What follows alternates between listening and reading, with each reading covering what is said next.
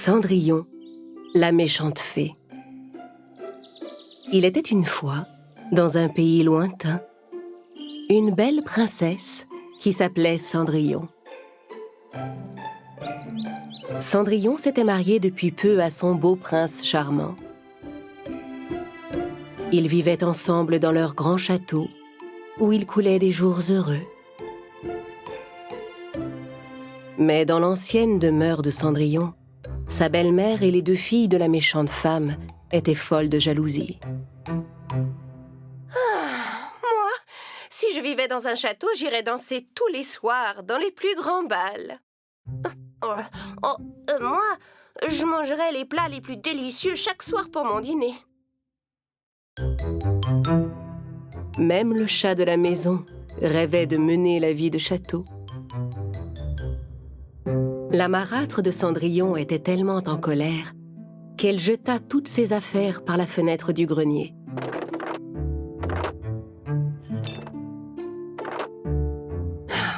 À quoi bon garder toutes ces vieilles choses? De toute façon, ça ne sert à rien.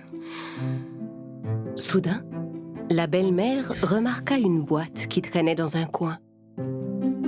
Curieuse, elle ouvrit la boîte et trouva dedans une vieille montre gousset.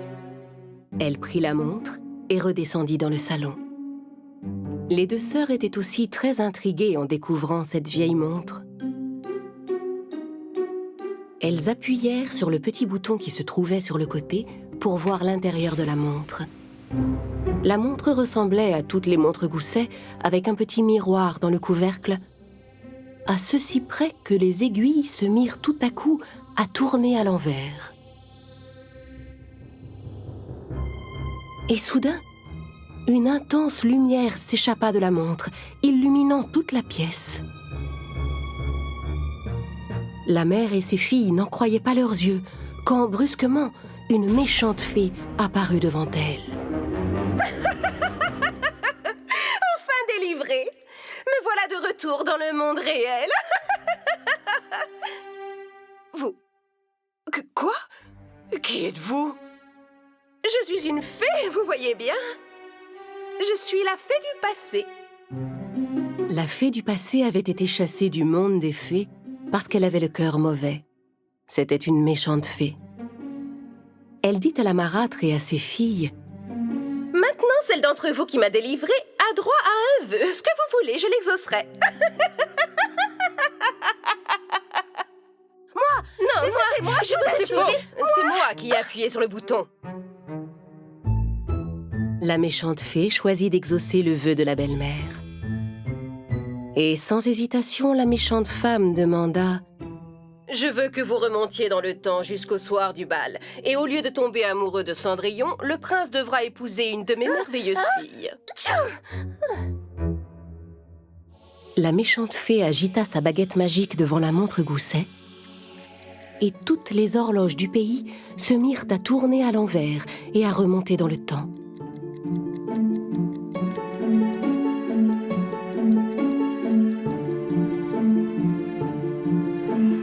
À un moment, Cendrillon se retrouva soudain propulsée dans le temps au jour de son mariage avec le prince. Puis le temps continua de remonter et elle se trouva devant le bâtiment qui avait été construit pour exposer son soulier de verre. Elle essayait à nouveau d'entrer pour l'essayer. Puis, en remontant encore, sa belle-mère l'enfermait dans la maison pour aller faire essayer la chaussure à ses filles. Puis le prince trouvait la pantoufle de Cendrillon dans l'escalier. Puis l'horloge sonnait minuit. Puis Cendrillon dansait à nouveau avec le prince. Ensuite, elle se rendait au palais dans son carrosse citrouille. Et le temps continuait de remonter.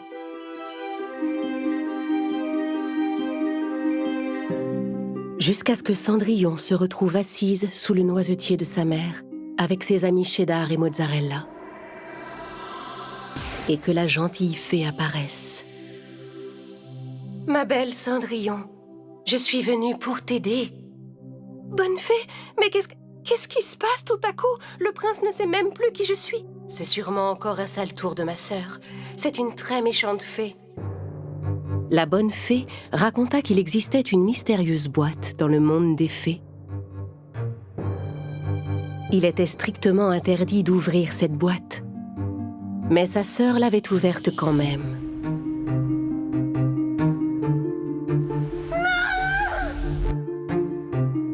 Pour avoir désobéi, la méchante fée fut punie et enfermée dans une vieille montre gousset. Après être restée longtemps enfermée, elle venait d'être libérée de sa prison par la belle-mère de Cendrillon et ses filles. La bonne fée montra à Cendrillon que sa méchante sœur était avec elle. « Ta belle-mère a demandé une chose terrible à cette méchante fée. Pour l'empêcher, il n'y a qu'une solution. Nous devons absolument l'enfermer à nouveau dans cette montre. »« Oui, mais comment faire ?» La bonne fée, Cendrillon et ses amis échafaudèrent un plan. Le temps remonta encore quelques jours en arrière. L'ambassadeur du palais annonça à nouveau le grand bal. Mais cette fois, Anastasie et Javotte ne parlèrent pas à Cendrillon de cette invitation, et elles se débrouillèrent toutes seules pour préparer leur tenue en secret.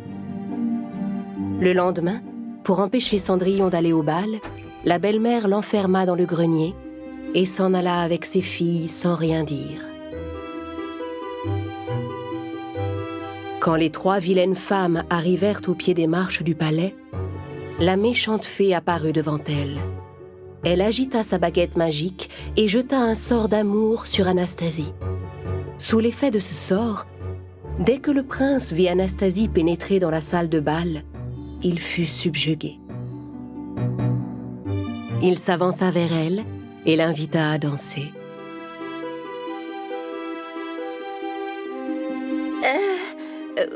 Oui ?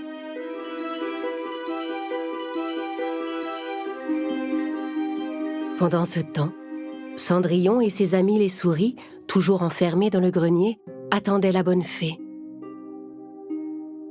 Le pigeon blanc arriva par la petite fenêtre de la chambre de Cendrillon. Il apportait la montre gousset dans laquelle la méchante fée était restée prisonnière. Un instant plus tard, la bonne fée apparut enfin.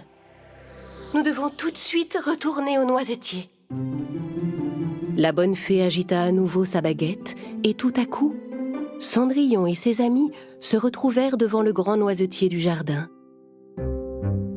Mais cachés derrière l'arbre, la méchante fée les attendait. Ton plan a échoué, ma chère sœur. Cendrillon ne retrouvera jamais son prince. Et cette fois, ça va être à ton tour de te retrouver piégée dans la montre. La méchante fée essaya de jeter un sort à sa gentille sœur, mais la bonne fée se défendait de toutes ses forces avec sa baguette magique.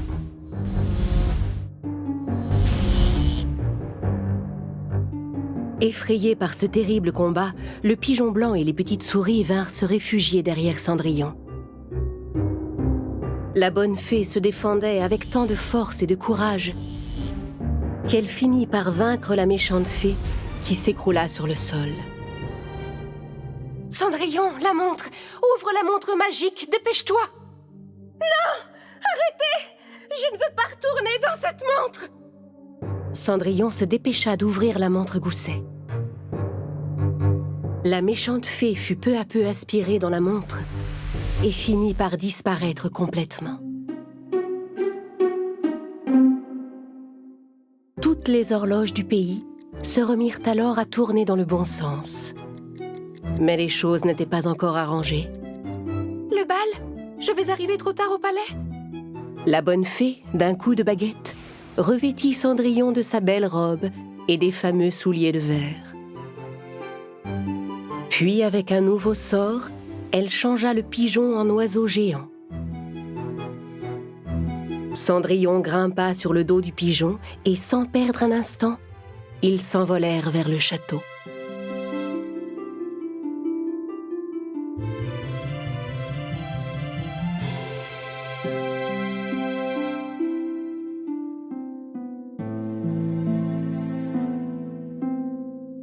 Mais en entrant dans la salle de bal, elle vit le prince qui dansait avec Anastasie.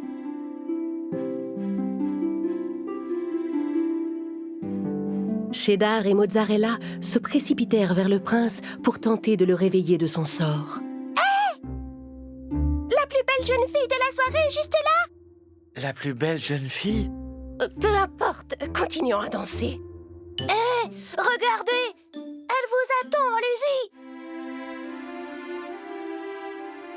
Dès que le prince vit Cendrillon, il tomba à nouveau amoureux d'elle. Et la magie du véritable amour détruisit le sortilège de la méchante fée. Cendrillon et le prince commencèrent à danser. C'est étrange, j'ai l'impression de vous connaître. Votre beau visage me semble familier. Cendrillon était si heureuse de danser avec son prince.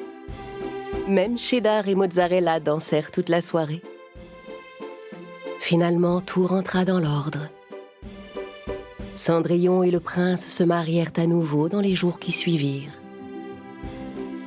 Et ils reprirent ensemble leur vie heureuse au château.